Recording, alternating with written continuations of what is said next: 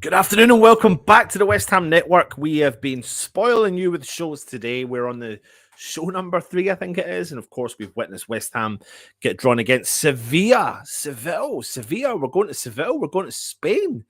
It's been a bit of a crazy day, to be honest. I know Stel and Russ did the Europa League live draw earlier on, and there was several teams in the mix, which was amazing for West Ham to be in that mix as well.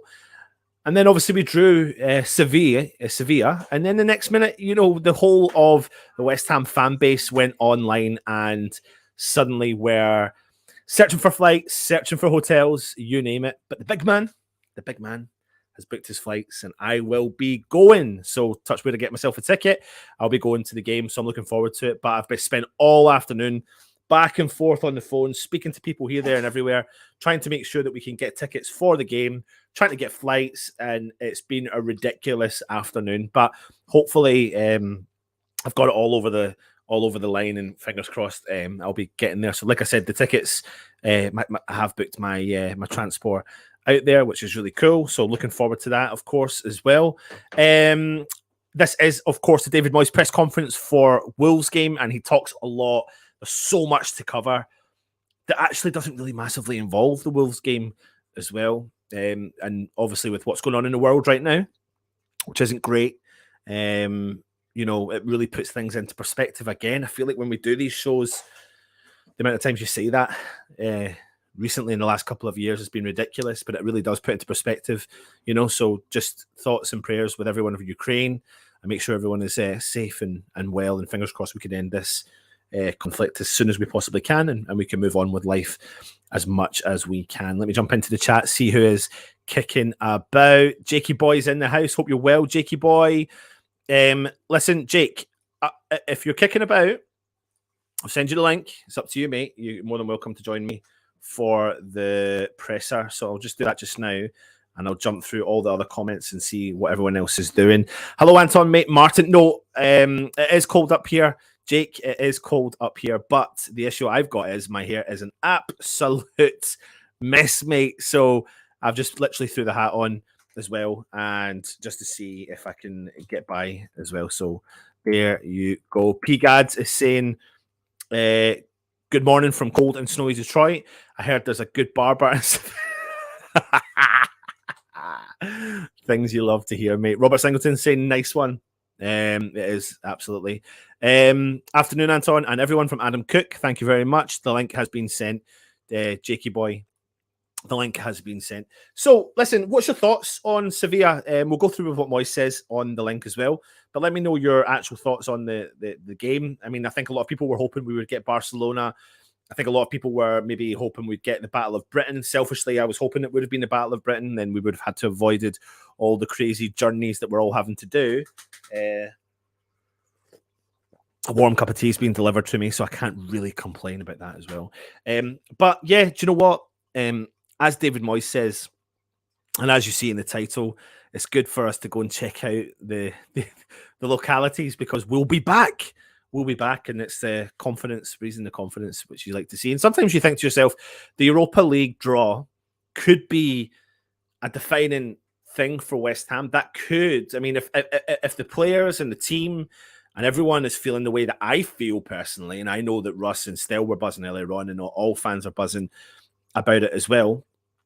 But I honestly believe that this could be a good thing. Just us being in and around this situation, in and around the Europa League, all that sort of stuff, and being around the bigger teams, etc. All that stuff will only be good for West Ham, and hopefully boost their confidence as well. Let me bring Jake into the chat. Jake, you're there, you well?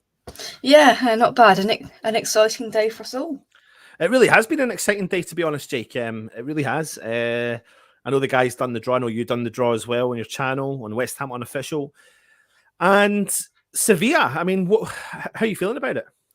Yeah, I did the draw watch along live, and we were like, we get into the back end of the draw, and Barcelona haven't come out. We see Sevilla, and I had a couple of people on there, and we said, please not Sevilla, please not Sevilla. And we drew, and then we came out, and I was like, oh. And then we see Sevilla fans on Twitter. There's all sorts going on saying they're not in very good form. They've got injuries, suspensions, the lot.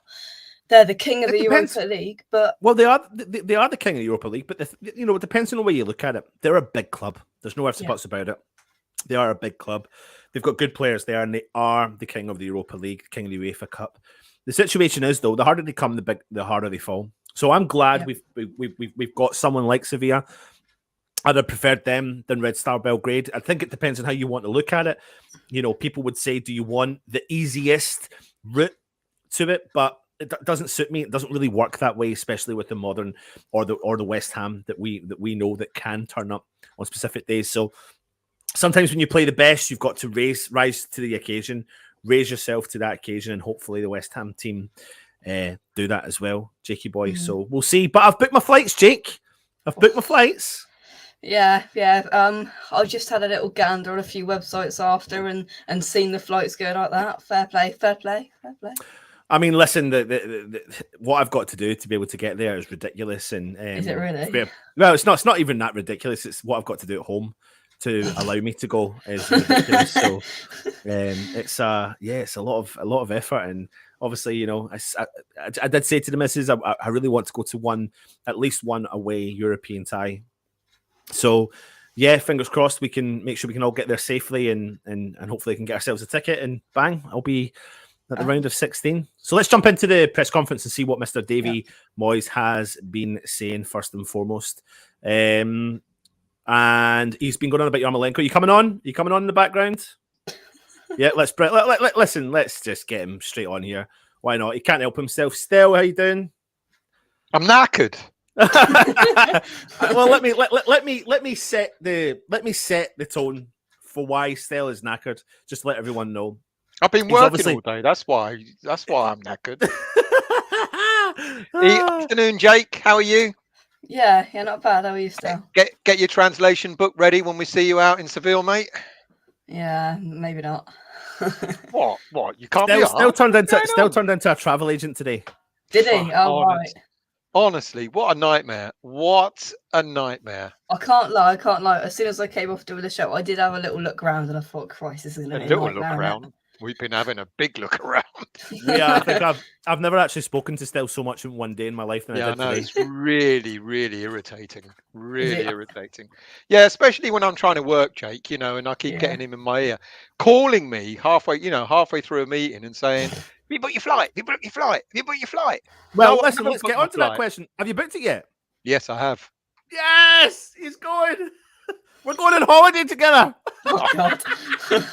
Oh, God. God help us all. God help us all. Is Wiggy going? Oh, God, Wiggy will go. There's loads. There's quite a few that will go. Love it. Things you'll have to see. Well, at least you're booked, and now we just need to battle with the final battle.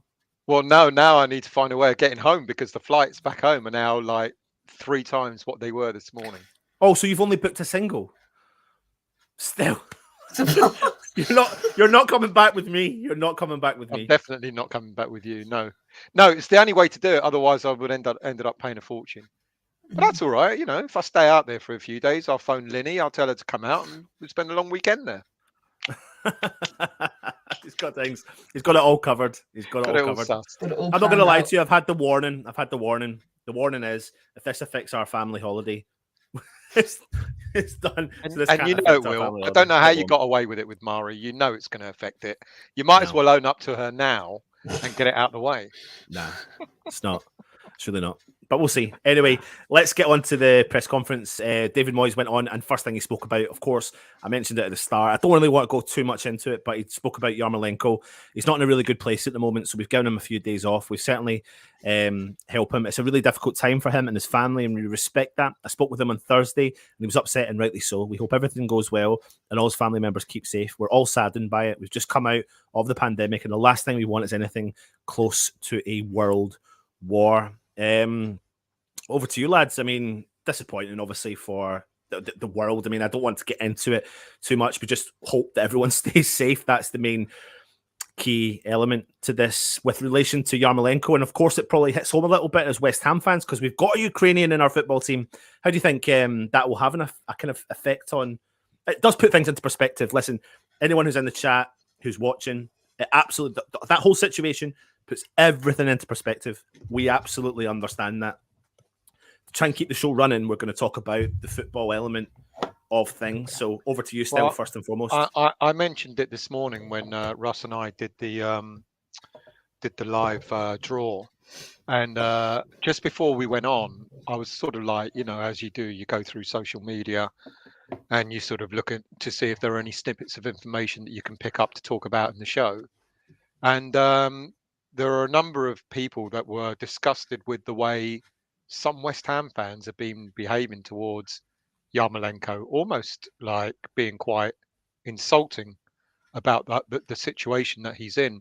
I find that incredible that anybody could make could make a joke out of, or even suggest to Yarmolenko that maybe he or his family are in some way sort of deserving of what's going on. It's disgusting. And it doesn't matter what you think of the individual as a footballer. You've got to think of the individual as a human being first and foremost. And it's sad. It's really sad. And he does need the support of the West Ham family around him right now. And the last thing he needs is to see any stupid, malicious comments being made about the situation, because it's really, really sad. Yeah, absolutely, Jake. Yeah, it's a really, really bad situation, to be honest with you. It's bad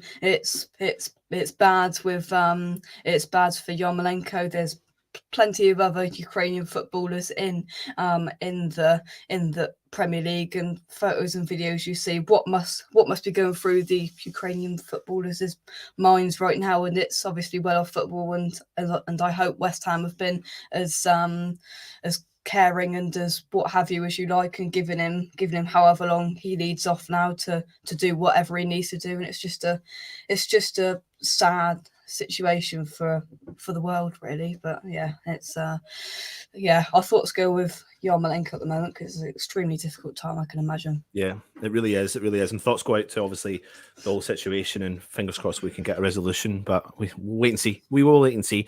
Moyes, of course, spoke about the Europa League draw. He said, I think it's the pick of the round. Sevilla have been unbelievable in winning the competition. They've probably the form side in Spain after Real Madrid at the moment. It's a really tough game, but we want to test ourselves against the best. It would be good to get used to the stadium if we could go back there for the final. I was looking forward to this prospect of going to Rangers, but great credit to them for getting through against Dortmund. We've played well in Europe, and we'll take a big support to Seville. And we'll really look forward to it. There's more pressure on them than there is on us because we're new to it. We're getting used to it, and hopefully we'll get more used to it in the future. I mean, I love the fact he says there, we'll go back to the stadium. We'll get used to the stadium and go back to the stadium. I love that kind of sense of confidence. But it's right. It is one of the ties of the round, isn't it, really? Yeah. Absolutely. Again, this morning when we were doing the show, looking at Seville's details, they're a good team, and boy oh boy have they got firepower. If there was ever a team that had more strikers than anything else, it's them. They've got them coming out of their ears. I'm really envious, and it's going to be you know what? It is actually going to be one of the ties of the tour. Not because it's West Ham, not because of that, but they play really good football. We know we can turn it on, when we're on at our best, and it's going to be a fantastic tie. There are some good salivating ties there, but that has got to be one of the pick of the bunch, without a doubt. Absolutely. I mean, Russ is saying Sevilla preview live from Seville, not on the basis of Stell's flights, might I add? Forget that, mate. I'm not even going to be thinking about going live. I'm just going to be getting into the moment. The last thing I'm thinking about is doing any live show from Seville. You might get one the night before, because Anton and I will have a beer or two the night before. You might get one. You might get one after the game, but you're not getting anything. Do you arrive the night before? Yeah, mate. That's why it took me so long. I'm getting there at 6 o'clock in the evening. Oh, Ole. Spells it in the streets of Seville like anything else. No wonder. Man arrested for being unruly, drunk and disorderly. You can tell that Lenny's not in the house because he's getting very cocky and very confident. So no, she's the one that said to me, because I was debating with her as to where which flight to take, and she went, "No, take that one via Barcelona." There you go. So she's trying to get rid of you earlier then. You could say that. Jake, we said at the start, like Sevilla, second in La Liga.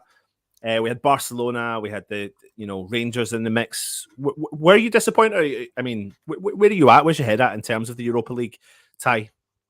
Yeah, it's good. I thought of it to start with and went, oh, that's probably the worst tie we could have got out of all of them. The kings of the Europa League and all of that. But when you delve into it and they've got suspensions, injuries. I mean, they've got Anthony Martial though. Remember him, Anthony Martial? We were linked with him. But I think he might be cup tied actually. Oh, is he? Yeah, I think he is. I think him and because they were in the Champions League, weren't they? Yeah, so they can play in Does Europa that not League. Count? I'm sorry, I don't think that. No, it does not sure? count. 100%. Because if you remember during the transfer window, we were talking about footballers who had played Champions League and debating whether they can play for us in Europa, and it was confirmed that they can. So you can play in a different competition.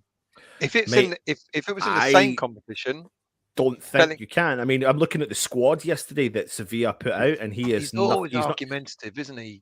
No, but he's not even on the subs bench. He's nowhere. He's always argumentative. He might have been having a rest. No, I think he can. Still. To be fair, you obviously didn't get the memo for the hat as well. Clearly not. Thank God for Clearly that. not. It looks like he needs it though. To be fair. Right. He said, well, we've already done that one, haven't we? So he goes on about Sebastian Hilaire. He was asked about Sebastian Hilaire's form in Europe just now. He said he scored a great goal for us at Sheffield United, a memorable overhead kick for us, and he played a major part in keeping us in the Premier League. He's done well for Ajax. He's a good lad, and we wish him well. And I think, people may ask, why are they talking about Sebastian Hilaire? But why could you not talk about Sebastian Hilaire when a former player that you got rid of for such a loss is banging in the goals in Europe for Ajax, 11 goals in I think, is it 7 Champions League games he's played for Ajax so far. It's joint most or the most in a debut season in the Champions League. Hilaire, thoughts on Hilaire? We'll do him briefly because it's kind of pointless, really, why they brought him up, to be honest. Go on, Jake, you start, mate. Oh, Jake, you go then. Go on. Oh, because Stel, I know you love talking about Hilaire, so I'll go first. Yeah, just didn't work. Fair play to the lad. He came out and spoke about West Ham in an interview we did in the week, and he said that Moyes basically fancied Antonio more, and he didn't fit the system, and that's all what we were saying for the whole pretty much time that he was at West Ham. But yeah, fair play to him. He's off and he's scoring goals for fun in the Champions League for Ajax. Yep, he is scoring goals for fun, and fair play for him to come out and say anything about West Ham. Didn't have to. And I'll maintain, although we'll never ever know now, that had we kept Hilaire, we would have been in the Champions League and not the Europa League. Those extra 2 points would have meant, all it would have meant was another goal or two here or there last season. I maintain that, but he himself saw and knew that he didn't fit the system. Moyes wanted to play a particular way. As Hilaire said, he fancied Antonio more than he did himself in playing the system that he wanted, and he accepted that, and he's gone. But it was nice of Moyes to come out and say, good luck to him as well. What else could he say, really? Yeah. Do you agree with this comment from Epic Hashtag? We can't even beat relegation sides at the moment. We can forget winning the Europa League. Different kettle of fish altogether. Different, because some of the players that we've been saying this throughout the whole season, is that they seem to sort of relish more, they might be more suited to European style football than they are Premier League. And I know that sounds a bit odd, because we know, we say that the Premier League is the best league in the world and all that sort of stuff. But you've seen, glimpses of the likes of Vlasic, for example, and players like that. And Fornals going back to Spain is going to have something to prove, and other players. I think we're going to be up for it. I think it ain't going to be easy. Of course it's not. It's one of the toughest draws, without a shadow of a doubt. But I said at the start of the show as well, being in the mix with all these teams that we're talking about can give the club a boost mentally.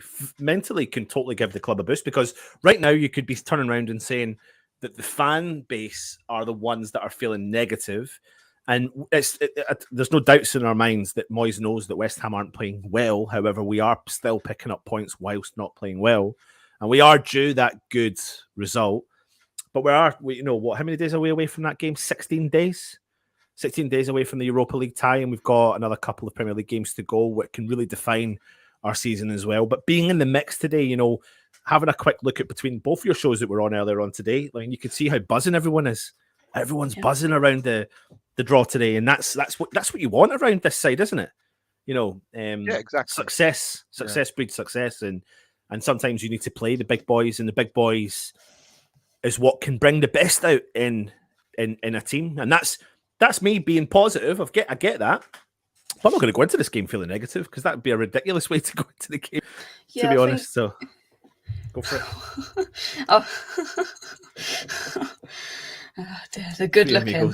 Your dad said the three amigos, so I've gone dozy amigo, good looking amigo, and happy amigo. Interesting. I can see what he's done. On, you do look a bit dozy, mate. Mate, my hair. I've just walked in the door and I had another woolly hat on, and it was. Did you put good looking on yours? I mean, how ridiculous that! Look at the state of you. True. Well, just because I'm actually thinking about going and get my hair cut later. But yeah, you can have the skinhead thing you had in lockdown. That was hilarious. No, mate. No, that was once in a lifetime. Oh. Right, well, come on then, Jake. What were you saying, mate? What you were saying? Well, Jake was going to say something, but you interfered with him. Go, Jake. Yeah, I completely forgot what I was going to say. Well, let me move on to the next one then, and then you'll come back to you about this. He says about West Ham's Premier League position. We're pleased. We're unbeaten in 4 games at this moment in time. We'd like to have got more wins, but we're still in a good place overall, and we hope we'll also be in a good place come the end of the season. Now, let's take into consideration, obviously, well, Arsenal beat Wolves yesterday, so they overtook West Ham in the league. They still have 2 games on hand on West Ham. Tottenham got beat by Burnley, which was a massive result for West Ham. Still got 2 games in hand on West Ham. But you still want the points on the board, and I'll always say that you want the points on the board. West Ham, it becomes such an important game against Wolves to keep ourselves in the mix and not let that gap extend from above us, because we've done this a few times this season. Arsenal were earlier on in the season 7 points behind West Ham. We closed that gap, went ahead. They've now closed that gap and have gone ahead again. So you can see how this season is panning out. I'll put this one over to you, Jake, first. Yeah, I said in my video I did about an hour ago is that if we can't pick up the, if we can't win against Wolves, if we do lose against Wolves, I think we're going to find it extremely hard to at all get Europa League again, because the way I look at it now is if we lose to Wolves, they leapfrog us. They've still got a game or two in hand. I don't know, and that only leaves Spurs below us. You've got games in hand, and then if Arsenal got one game in hand, United something else. I think it's just going to be an uphill battle if we can't beat Wolves for us to get any sort of European football. So if we don't beat Wolves, which I hope we beat them, I think the intention then's got to turn straight to the FA Cup game, go all at that, and then we've got to go all at the Europa League, I'm afraid, because it's going to be an extremely uphill battle if we don't beat Wolves to get any sort of European football. And do I count that conference thing? To be fair, I'd rather finish 8th than playing that. Still, do you think that Moyes, who said earlier, maybe a few weeks ago, a month ago, that the Premier League was the bread and butter, that's where he was going to go for? Do you think he still thinks the same now that he's in the round of 16 with Sevilla being drawn against us and sees a real opportunity? You know, I think it's fine for us to say round of 16, you've got 4 more games to go to win it. But if you've got 4 more games to go to try and win that competition, it's a lot less than bloody 12 more games to go in the position we're in the Premier League. I know he said it's our bread and butter, but the performances we've been putting in lately doesn't seem to suggest that it is our bread and butter. And I know a lot of people have been saying about, the team being jaded and tired, and Moyes alluded to that they're not physically tired. I'm looking at the stats and not physically tired, but I think there's something going on up there. I think they're mentally fatigued, and he was hoping that the week that we had off was going to help and help them overcome that, but that didn't happen. And he's talking this week about there being a big change, and we were debating earlier on about what this big change is going to be in order to, I don't want to call it the inertia, but there's something going on about the way we're playing, that even if Moyes is thinking that the Premier League is the bread and butter and important, maybe that's not what's on the mind of the players. I don't know. And maybe something like the Europa League might take us out of that inertia. Moyes, yeah, of course we need to do well in the Premier League, because you can't guarantee what happens in a cup competition. We could go through against Seville and then we might play, I don't know, Braga in the next round and lose against them. So I get why he's saying that the Premier League is the bread and butter, but our performances aren't suggesting that, unfortunately, at the moment. Jake? Yeah, it's difficult. I think our form is a mix of just a lack of ideas. When things aren't quite going our way, we get frustrated quickly, and we just seem to run out of ideas extremely quickly, and it's frustrating. Being there on Saturday, it was against Newcastle. It was just, Moyes turned to the bench and there's just nothing there. Lots of Antonio and these players aren't doing it, and David Moyes turns to the bench and there isn't any options there that's going to do anything substantial, with Lanzini being out injured for that game. It's frustrating. Do I think that a transfer is coming back to bite him? It does certainly look like it, because the one striker, you can tell Antonio's struggling, and he's not a striker. We all know that. He's struggling, and that's the bottom line. Yeah, absolutely. Well, listen, before we move on, there is other news from a former Hammer right now, breaking news coming through, and that is that Robert Snodgrass has just signed until the end of the season to Luton Town. So I thought all the best to West Ham. No, I wish. Like, bloody hell, that is breaking news. No, but we wish him all the best, because he kind of an unsung hero really at West Ham, and he gave everything for the shirt, and he worked 100% every single time. So fair play to him, and congratulations on the deal to the end of the season. He was released earlier in January for mutual consent from West Brom, so now he's found a new club, and Luton are doing well in the Championship as well. So you never know, you might be seeing him back in the Premier League sooner rather than later. So congratulations to Big Snoddy. Moyes goes on and talks about exciting times. He said, this is the sort of level you want to be competing at with European football after Christmas, and we're going into a really exciting period, and one we've not been in for a long period as a football club. You take the games individually, and the first is Wolves in the league, then we have the FA Cup tie and Europe, which is really exciting. We're in a good place. We want to improve on it if we can.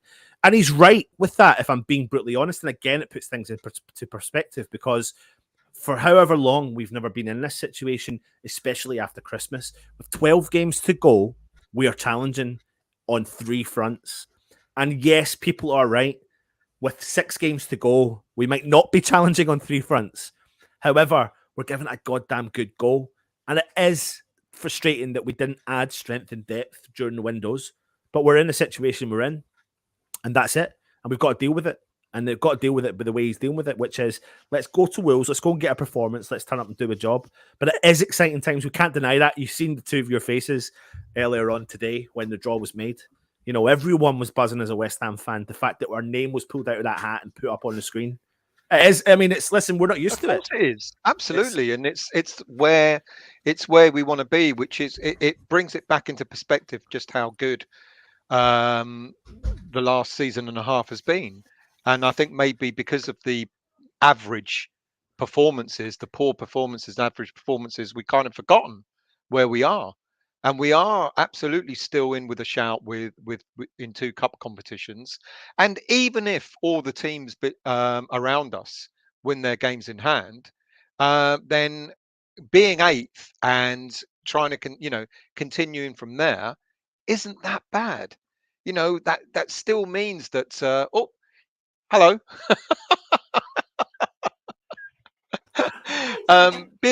Being 8th and still fighting for a European place isn't that bad. So I think we need to put it in perspective. I get the whole thing about, we all wanted to strengthen in the transfer window, and there's no guarantee, to be quite honest with you, that even if we did strengthen, that would be any better off than we currently are.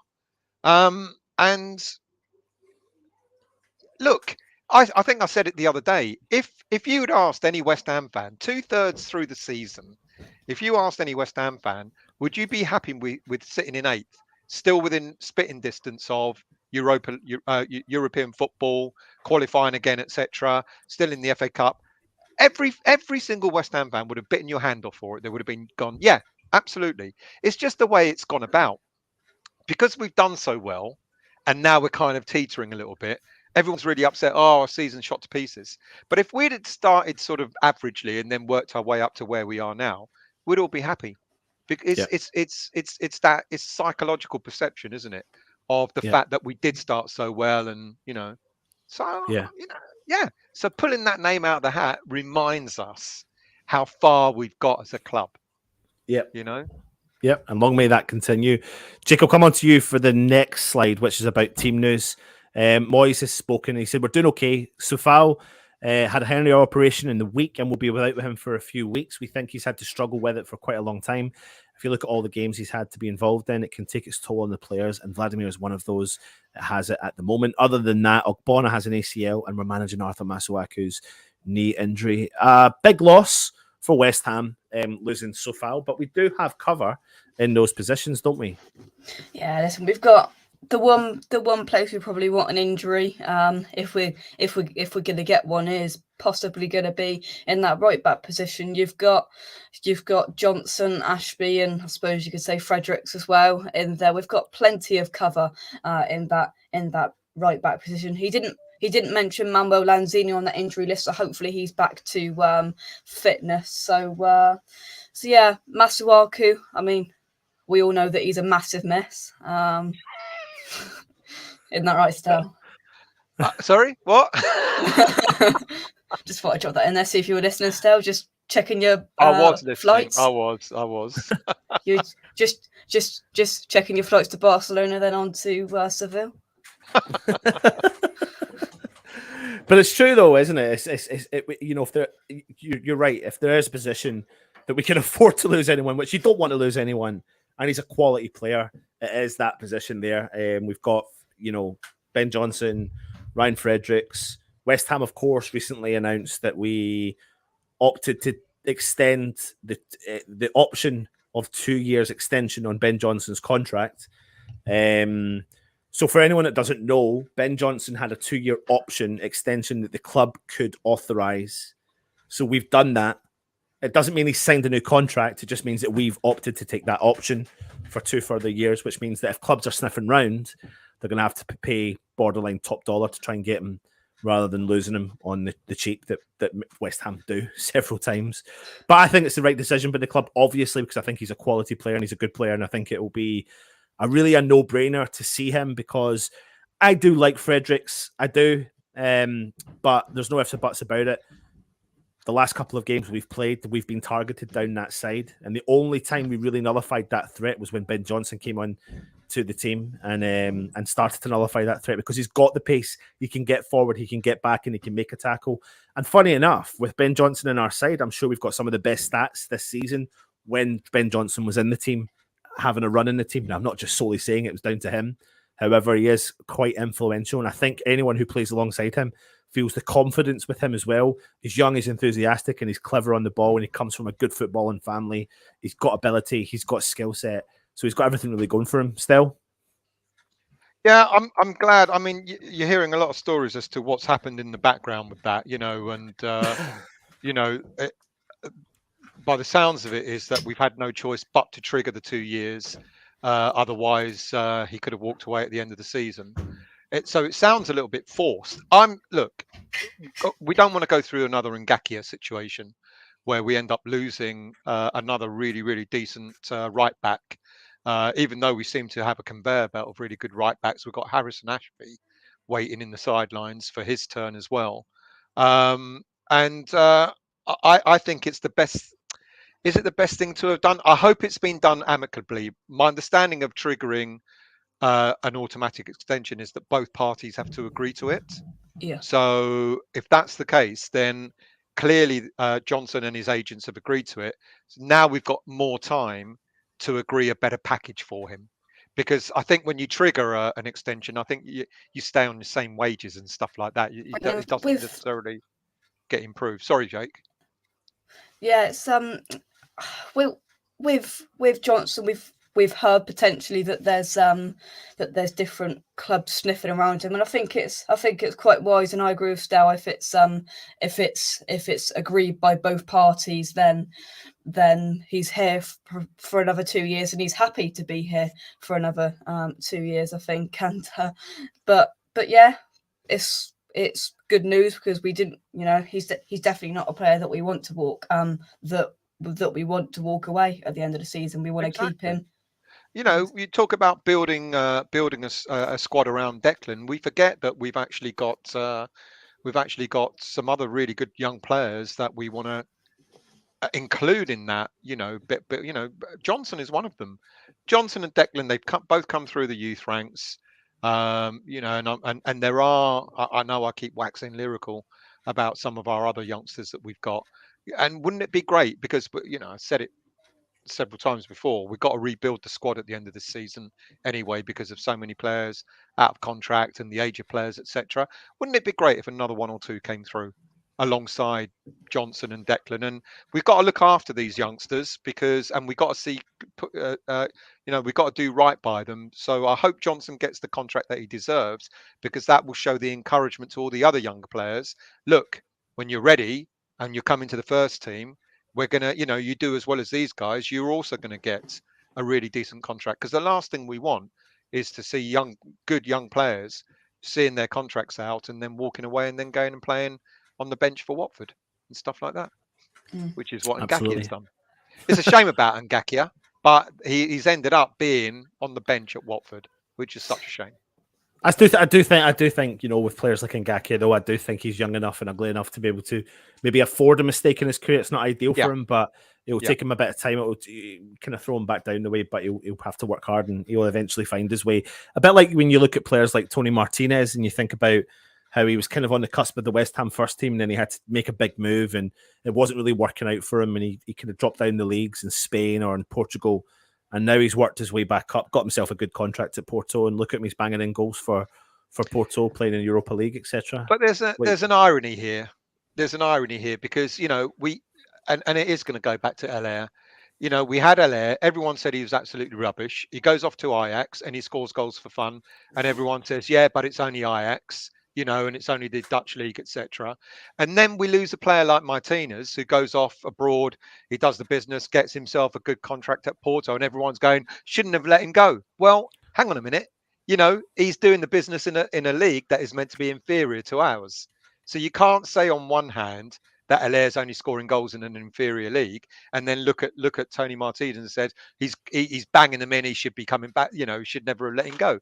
That those standards are a little bit sort of like imbalanced. You know. Yeah. But you know, good luck to him.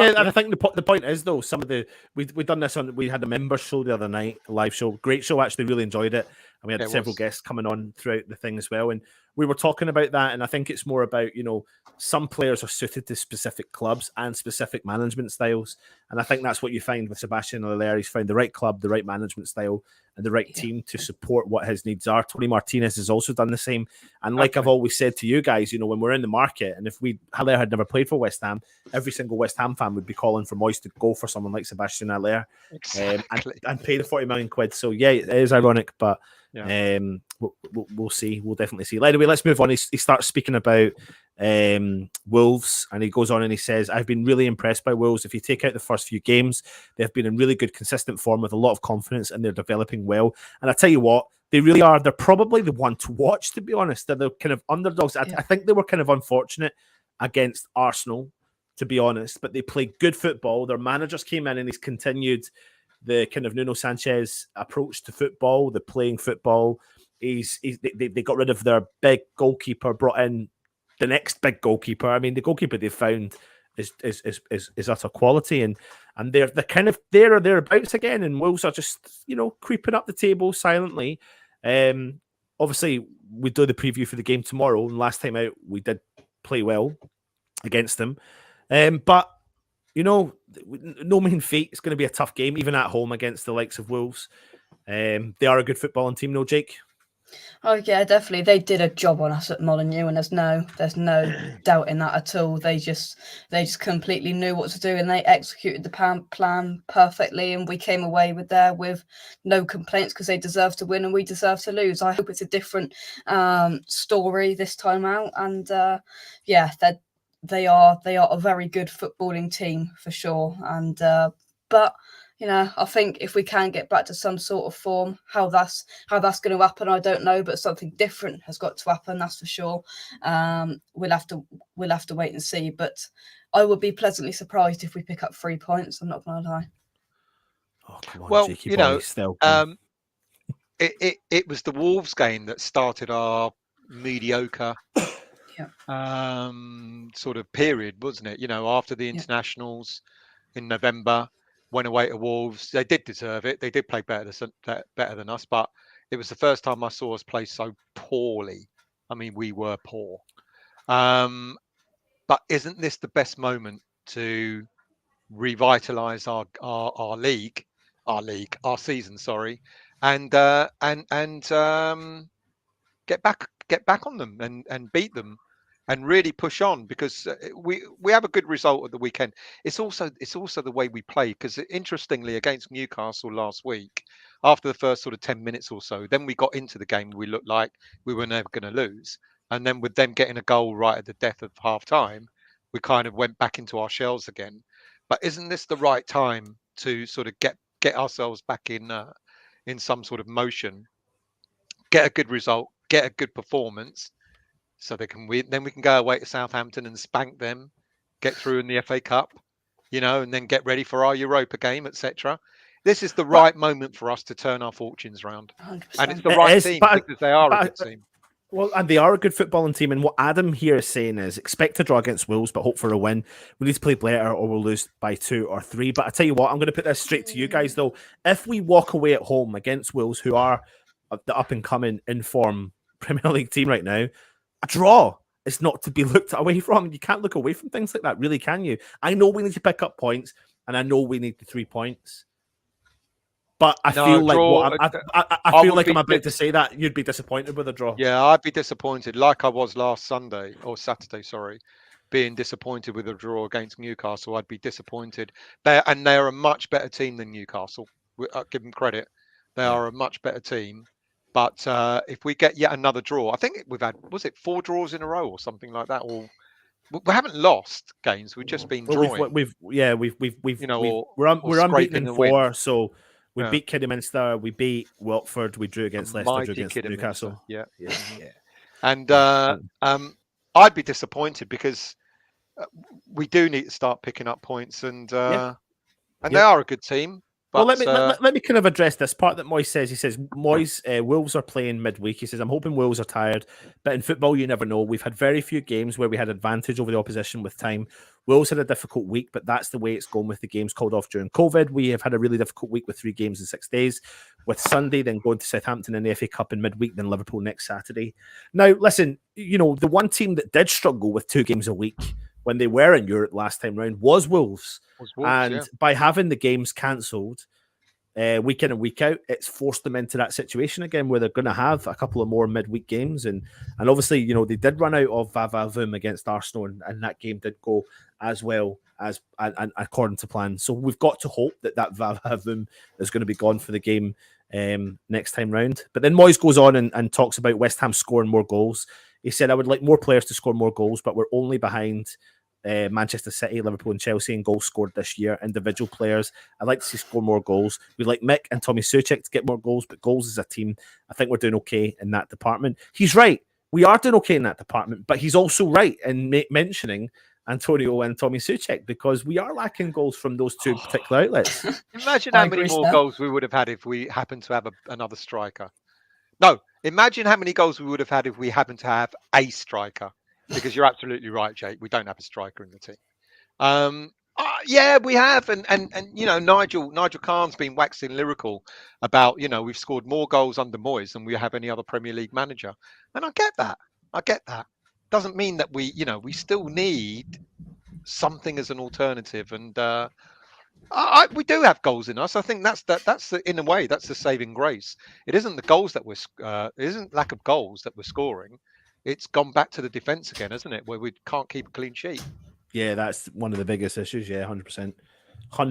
And I think that's the thing that Moyes has said from the start since he's came back to the club. He's never really hid the fact that defense has always been our problem since he came into the club. And you thought at one point there we were going to really resolve that problem, but we haven't, and it's going to take another rebuild again. I think really in the summer in order to really repair that.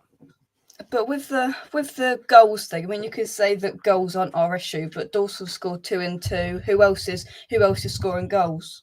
Dawson and Bowen. Who else?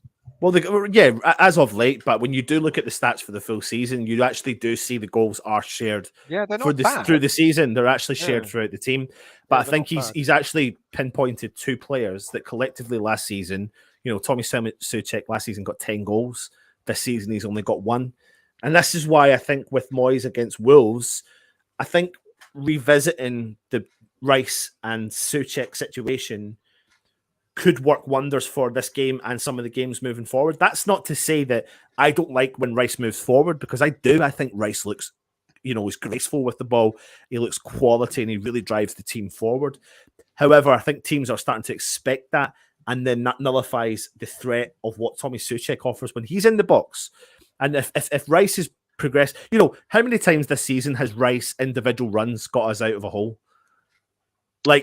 Several games I can name it from, but we've been having this argument for all season really, where you look at the way Soucek played, and he got 10 goals for us, and that's not by fluke. In a way, I don't care that they may have been from set pieces or whatever, but he got the goals that were important to us. And this season, he's not getting them. And you could argue that he's a little bit tired. You could argue that Declan in the style that they played. I always remember saying to you, Anton, when we were doing watch-alongs and stuff, especially during lockdown, is whenever Soucek used to go to run forward, the first thing he'd do is he'd have a quick look behind him to make sure Declan was there, so that he knew he could run forward, and get onto the end of the ball, etc. And he's not doing that now because Declan wants to be the all-round box-to-box midfielder, etc., etc. And it's great, but I've been quite honest about it. I've said Declan should be playing the system that will suit the team, with the greatest of respect,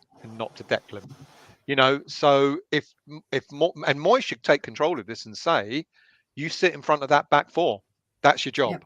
Yep. I know you can do the box to box, but when we're chasing the game or whatever it is, when we're looking for a goal, as far as I'm concerned, you sit in front of that back 4. And and let Souček move forward. But I'm being argued against. I'm actually being told by people that Souček is actually quite rubbish, and what he did for us so Couldn't far has disagree. masked his rubbishness. And I'm thinking, how are you Nah. seeing that? He's not Nah. having a good season. I grant you that. He's not having a good season. I think But a to lot go of people from- have said this several times, though, can judge a book by stats. And as much as we talk about stats on the show, and then, you know, sometimes when Nigel's on and I jest with him and bring up the stats and he goes, stats. But when you look at Souček's stats, the stats that really people only care about is the fact that when we signed him, he was never planning to be a goal scorer, but he ended up scoring 10 goals because of his ability to get into the box. He was brought in to be the defensive midfielder who would have been box to box, but probably broke up play and nullified any threat coming forward. So what we got was someone who gave us more than what we first anticipated. So we've judged that season on this season as well, and I actually think his work rate. And I know Russ has brought up the heat maps, etc., but he does do a lot of work. He really does do a lot of the underlying work, the work that no one wants to see and bothers to see, really, if that's been honest, because he does. And I get the sentiment. He's not been playing as well as what he's been playing for West Ham over since he's joined us in his career. However, a lot of people do judge a book by the fact that he's not scored as many goals as he has from the first season. So we'll see. Big game against Wolves, though. And huge game. Yeah, huge 3 points on the table for really both teams. And again, you feel like it's another game that you could say defines West Ham's season, but the way that this league is going, things can just switch up within 2 or 3 games. Look at the teams that have got their games in hand, and everyone's been going, oh my God, teams have games in hand, etc. Spurs haven't exactly been doing that well with their games in hand. And even though they've still got games in hand over us, you've got to win the games, like you said earlier in the show. If you've got games in hand, it's totally meaningless. You've got to win them. Yeah. And even if, as I said a moment ago, even if these teams win their games in hand, we're still within touching distance of securing a top 6 finish. It's not as if we're going to be cast adrift. And this game is a bit of defining, because if we win it, it gives us that gap. 5-point gap, I think it might be, between us and Wolves, even though they've got games in hand. So it is important, without a shadow of a doubt. Yep, absolutely. Listen, before we go, I want to just mention to you the latest prize that's up on the website from Football Prizes. It's none other than the legend Paolo Di Canio's signed and framed West Ham top. So there's 4 days, 2 hours left. There are 99 tickets to be sold, and 35 tickets have only been sold so far. So if you are interested, tickets cost £3.95 to enter. I will put the link in the chat if you are interested in entering that competition. That will fly out the door, so get yourself involved with that. So last couple of... What are you going to say, Jake? So there's 35 tickets sold. How many of them do you reckon's Matt's? Probably the lot. Yeah, 34 of them. And Still's the other one. Yeah. Listen, any last points you guys want to make? No, let's look forward to it. It's exciting times, people. FA Cup coming up, Europa League coming up. I mean, I'm really looking forward to. I mean, when we get Seville back home, 60,000 fans. I mean, it's going to be one of those European nights. 60,000 fans pushing the team on. You know, it's going to be wonderful. Absolutely. They've announced as well that the away legs are 5:45 as well. What, our time? Yeah, Seville. Well. Sorry. The away leg 6:45. Yeah, 6:45. 6:45 in Seville. So we need to check out the weather. Get our suntan lotion ready. We're going to get the tickets ready. Get them tickets in. Oh, looking forward to it. Anyway, thanks for joining us. If you're new around here, make sure you go and subscribe to the channel. If you're interested in becoming a channel member, go and check out the membership option. Hit the thumbs up. About new people, welcome back, because he became a subscriber earlier. Billy, good to see you back, mate. Thank you very much. Nice to see you, Billy. Yeah. So much appreciated for you coming back on. Absolutely. And if you are also new around here, go and check out Jake's West Ham channel, West Ham Unofficial. Go across there, hit the subscribe button on Young Jake's channel. He does a whole wide variety of content, West Ham, Premier League, you name it, he does it. Go over and check that out as well. But anyway, from myself, Stel, and Jakey Boy, stay safe, everyone, and keep your eyes peeled for some new content, exciting content, Europa League content coming back when we do a live preview from Seville, myself and Stel. Take it easy. Come on, you hands. I can't even